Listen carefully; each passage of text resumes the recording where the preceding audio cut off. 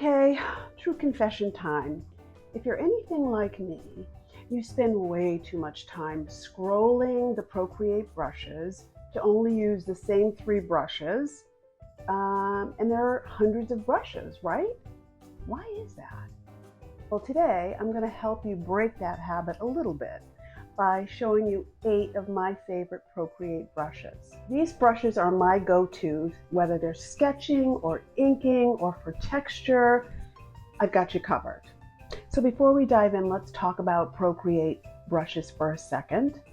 There are so many options. When you buy Procreate, it comes with literally hundreds of brushes, and you don't ever have to buy a brush that's made by a creative out there on something like Creative Market or Etsy. You can do that, but to decrease the overwhelm, it's great to get to know your native brushes. I'm all about keeping it simple, so once you find a few that you really like and that resonate with your style and work for you, that's all you really need.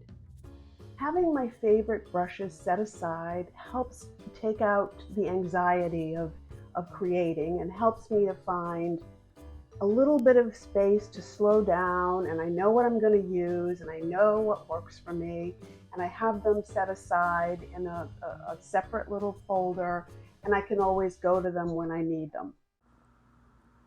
So let's get started. First up is a 6B pencil over in the sketching section. Honestly, this brush feels like coming home. It's my all-time favorite for sketching because it's got that rough texture. It's just like a real pencil. Plus, it's pressure sensitive, so you can go from light sketches to heavy lines and strokes. If you like that hand-drawn feeling to your art, this brush is the one. Let's hop over to the inking section, and we're going to find there the dry ink brush. And let me tell you, this one gives your work that gritty, textured look, almost like it's been sitting around in some old ancient journal. I love using it for inking because it has that dry, toothy feel, and it's like the ink is catching the paper on all the right places. And the best part, I think, is that it's very bold, but it's also not too smooth. So it's still got character to it.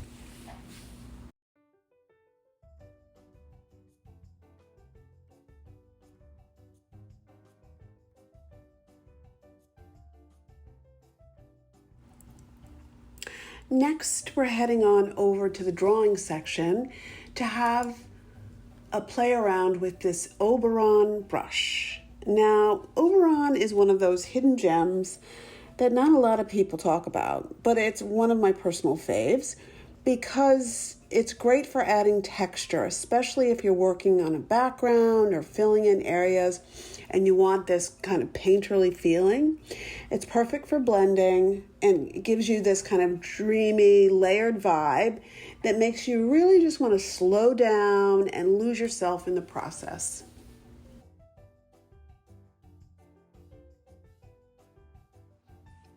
Okay, let's head on over to the painting section where you're going to find Niko Rull. We've got to talk about Niko Rull because it's this chunky, dry brush. It's just so much fun to use. It's really organic. It's like you're actually painting with a dry bristle brush, and it's great for adding bold texture. And, when I want my piece to have a little grit or rough edges, this is my go-to. Plus, it's just perfect for making me feel like I'm a rebellious artist slapping paint on a canvas. It's awesome.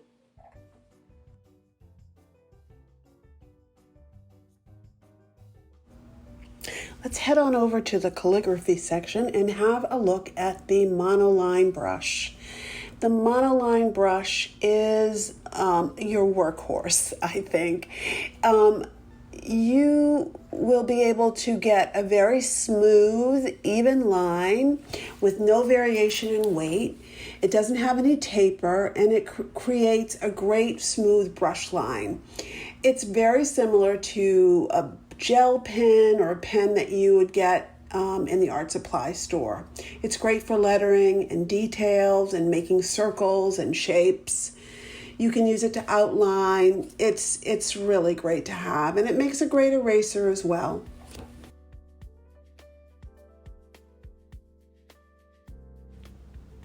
Next, we're going over into the texture section.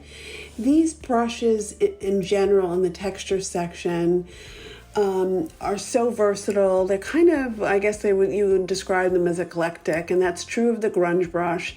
It is kind of wiry and a little wild on the edges, and when you take the size down, it can be a unique outline brush, but as you go up in the size, it kind of can be very great for adding texture to the edges of your art, or even in the back, using it as to stamp out textures in the background.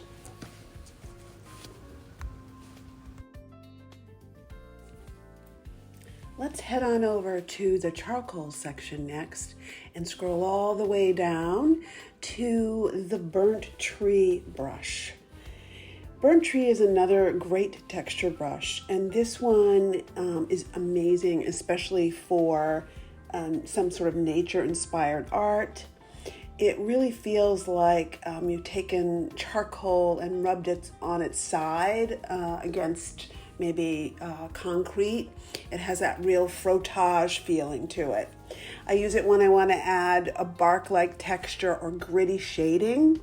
It's super versatile for adding that raw, earthy feeling to anything that you're working on. If you're a landscape artist or just want to bring a nature or natural touch to your digital paintings, give this one a try. And last but not least, we're going to head over to the spray paint section and have a look at the Flicks brush.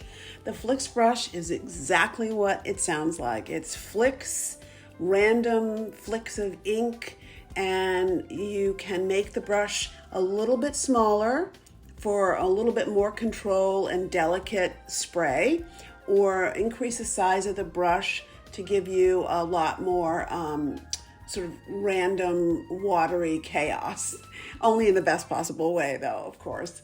So grab this brush if you want a little bit more texture in your piece. So there you have it, my 8 favorite Procreate brushes. These are perfect for sketching, for inking, for texturing, for all kinds of joyful illustrating and drawing in your Procreate app. I've created a little freebie for this video. It's in the description. It's a link to my Dropbox with the brushes that are my favorites in a brush set for you, and the sheets, a blank sheet that you can test out your favorite brushes on, and the sheet from the video, all in a little folder. So they're my gift to you, and I hope that you keep exploring your brushes. Don't forget to like and subscribe for more, and do comment. I'd love to know what your favorite brushes are.